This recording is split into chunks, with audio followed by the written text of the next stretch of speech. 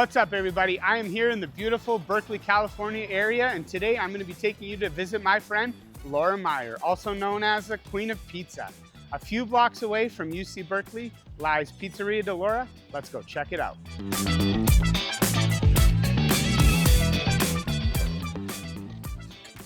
What's up? Timmy Joe. How you doing?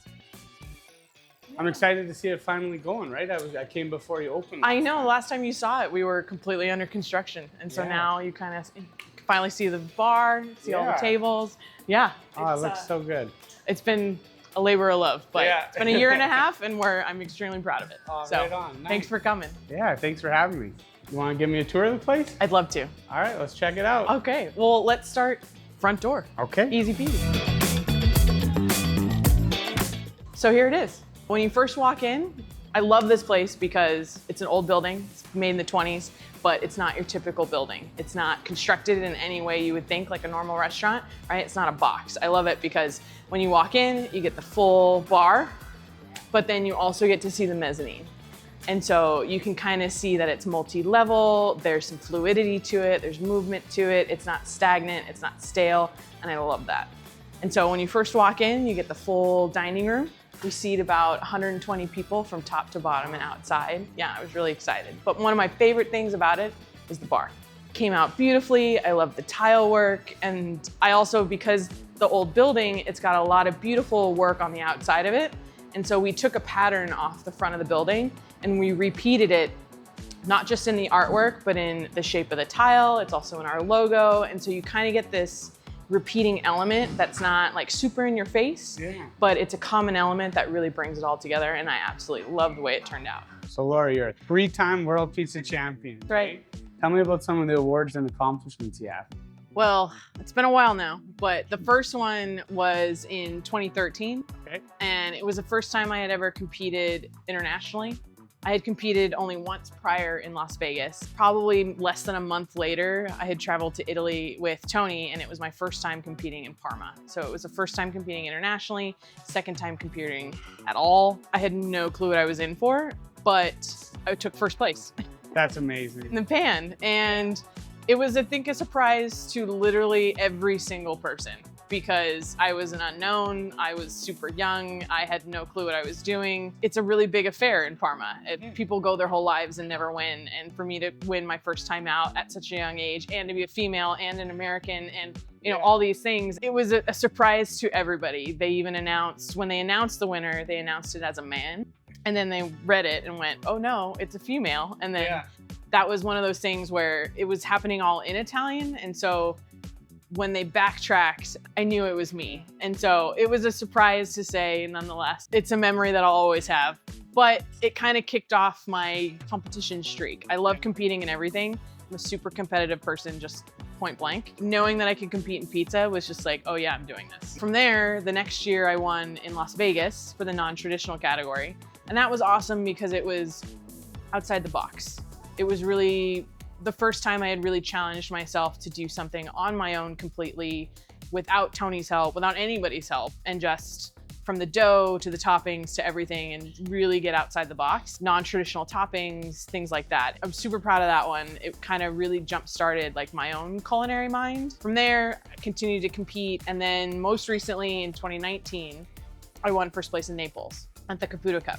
And so that was amazing because it was the first time Naples, the Caputo Cup, had allowed an American style category. It was a big deal because Naples, they're so steeped in tradition. For women to win anything is huge for them, even though women have been in the kitchen their entire lives. For them to do that and then allow Americans in, and then for me to take first place, it was a win on so many levels. Me being a female, me being an American, but also being in Naples, being in the birthplace of pizza, being surrounded by the culture and the people. It was a really big deal on a lot of levels, and that thought is not lost on me, that like knowledge is not lost on me, and I still have the desire to compete today, even though I haven't in a while because of the restaurant. I'm very proud of the things that I've done and I've accomplished and the awards that I've won. And of course, there's some other like second and third place wins in there, but of course the first place ones are definitely something to be proud of.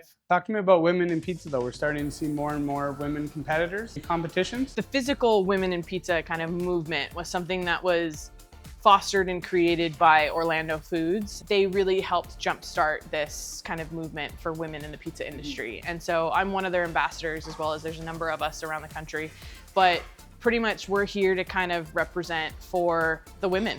So Women in Pizza is a movement that really is just to help foster women in this industry, not just pizza makers, not just owners, but really anybody that has a connection to this industry, whether you work in a physical restaurant or you work with a company, or let's say you have family that work in a company and you're just part of it. Like, it's for everyone in this industry. We're a part of the restaurant culture and the restaurant industry as a whole, and it's not an unknown to know that women don't make up the majority. And so Women in Pizza is definitely there to help kind of push women to the forefront, show the world that, hey, we're here, we're doing awesome things, we're doing great things, that we're just as capable, just as knowledgeable, and pretty much to push women forward and push us to the forefront. And I'm definitely proud to be one of those ambassadors, be one of those spokeswomen, be one of those people that's like, hey, we're here. I'm here to just not just champion for myself, but also for all the women who maybe don't have a voice to help them along. So. Oh, that's so amazing. Yeah, I love it.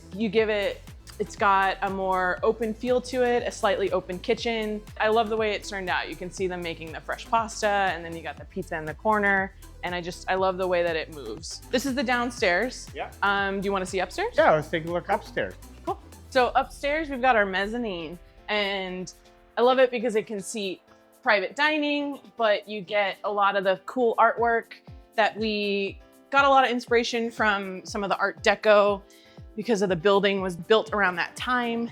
But the cool thing is that my cousin actually did all of the artwork. He stuck to my color pattern, but he put in some of these Art Deco elements that you see a lot in the old artwork with like the diamonds, the scalloping, the fan work, but gave it a modern twist. And so I can do a lot of private dining up here. I can do a lot of large groups, and I love it. It adds a complexity to the space that I absolutely love. Okay, we can go downstairs. I can show you the kitchen.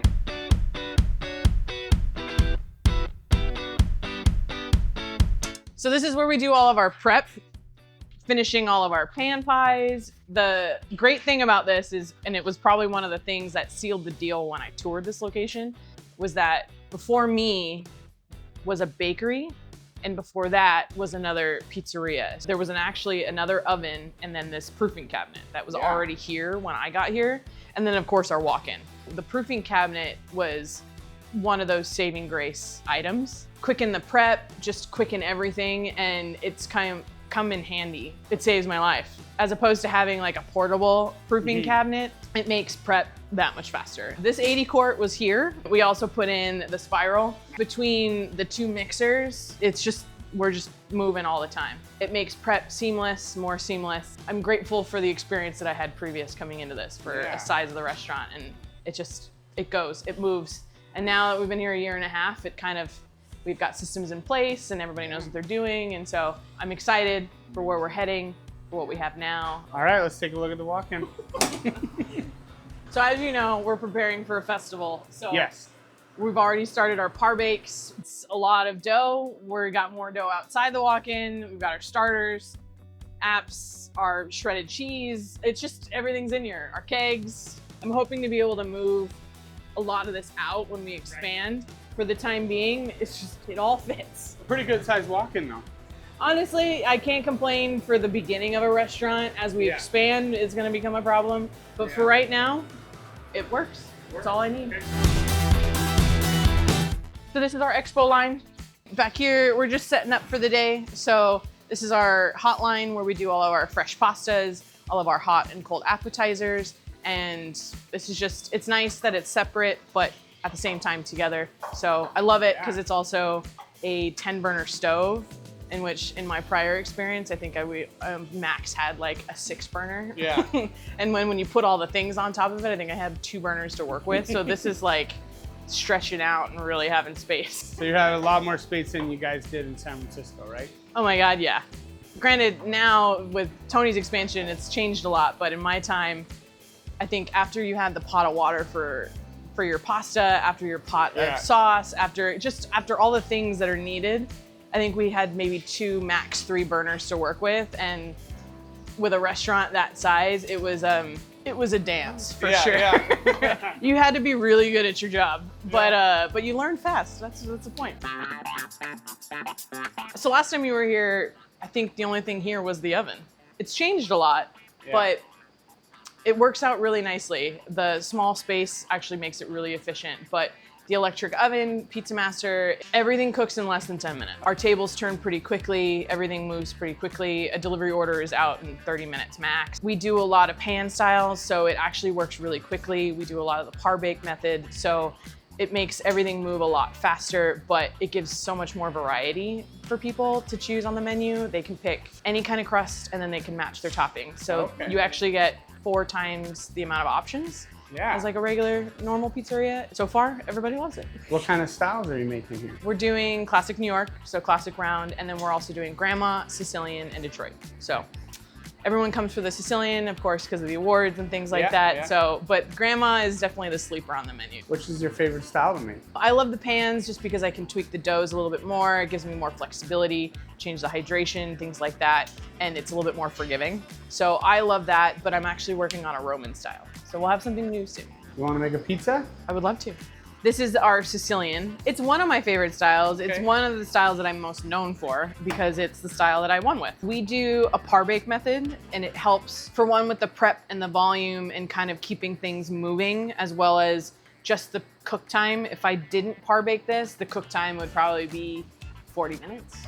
In which I really don't want a table sitting there for 2 hours. So it kind of helps speed things along, but it also helps me kind of buffer into the next day. We've already pre-stretched this and then put it into the proofing cabinet and let it rise. From here, now that I've got it completely into my corners and I'm gonna let it rise just a tad bit more, it goes in the oven. Once it goes into the oven, it'll cook for about 6 to 8 minutes. All we're looking for is for it to rise, give it a little bit of a color so that it seals, so that it's not raw anymore.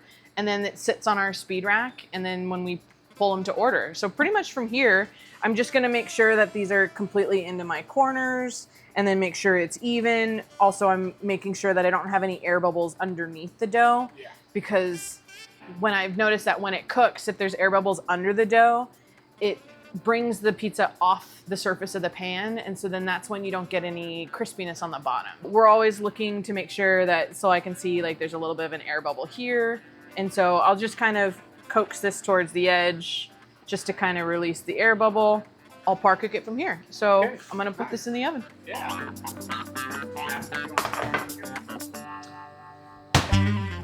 Okay, so we're ready with our par bake. So you can see color on top. I'm gonna use this to kind of check the bottom. So you can see there's the beginnings of color. And so pretty much this is ready to top. I'm gonna bring it here. So we always like these to cool down a little bit just because if they're fresh out of the oven and then you put sauce on it, they actually collapse because of the competing temperatures. So you always want them to cool down a little bit, but we've just got our tomato sauce and I'm gonna make you the Regina. So the Regina is the pizza that I won with in Parma. Regina means queen in Italian, so it was a very fitting, very appropriate name. Our whole milk mozzarella, just looking to kind of fill the borders. I don't want too much excess over the edge because it's not a Detroit. And then we've got our imported soppressata. I love this one because it packs a heat to it, but it's not your typical heat. It's not like most American styles of heat where you get chili peppers and things like that, but it's more of a Calabrian pepper, so from the south of Italy. So you get a very different flavor profile. And then from here, it goes back into the oven.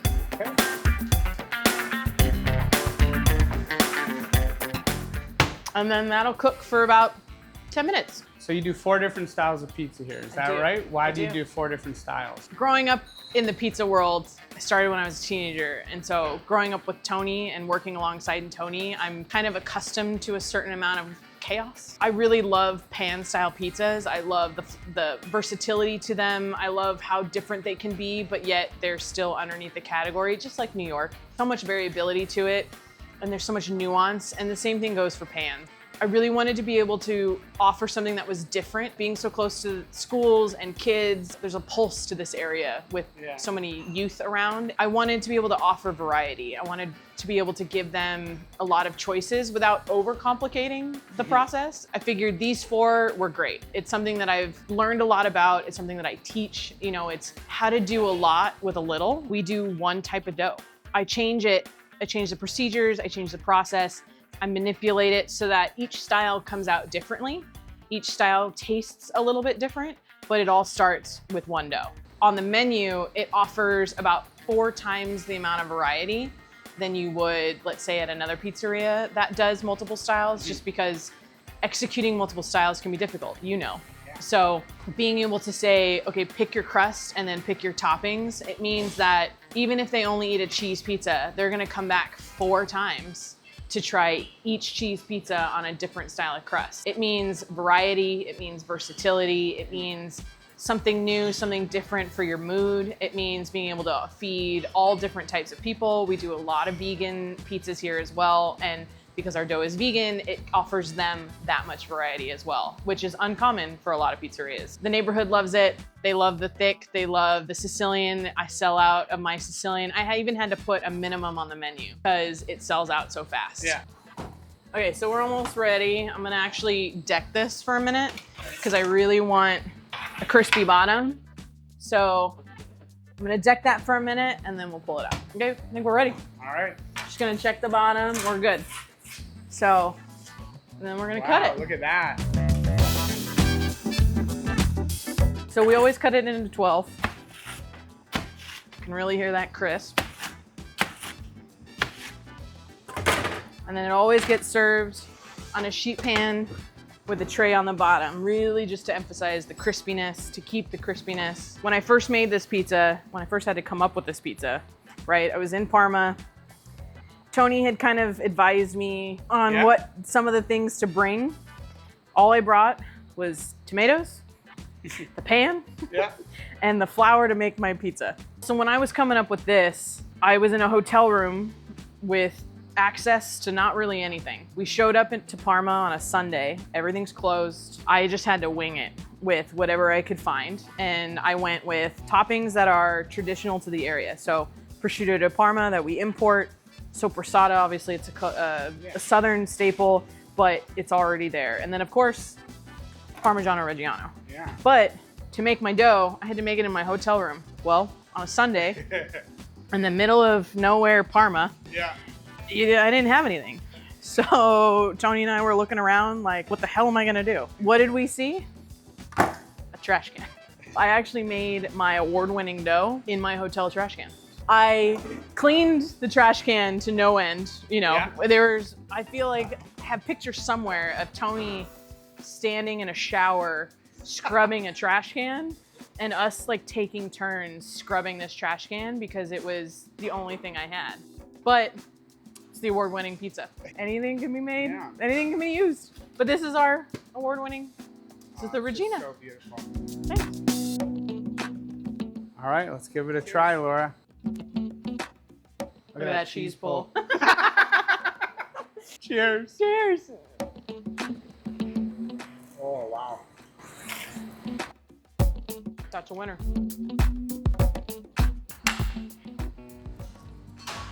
How's about a little something sweet? Yeah. Nice. Huh. I grew up eating ice cream out of coffee cups, so this is for in honor of my mom, because this is how she always ate it. So this is how I eat it. She actually works here sometimes on Saturdays, usually Sundays. She likes coming in. It's something different. She gets to mingle with the staff, and it's kind of nice having my mom around. So Laura, you've been in the pizza business for almost 20 years, right? How did you get started? It was my very first job. Yeah? As a teenager in high school, it was my first job, local pizzeria, you know, everyone's first job. My friend worked there. I needed a job. She gave me an application, brought it to school, filled it out. She took it in for me. The first time I ever stepped in the place was my interview. They hired me on the spot. I was a teenager, so I had no clue what I was doing. But it so happened to be the same pizzeria that Tony worked at. Okay. It was his brother's pizzeria. It was everybody's first job. Everyone was a high school student or a college student. And so it was always the most fun job out of everything I'd done. So it's where I stayed. And even into college, through college, I stayed. After college, I was still there. And then Tony had opened Tony's. Mm-hmm. And so he had asked me to come work in San Francisco for him over there. And so I moved to San Francisco.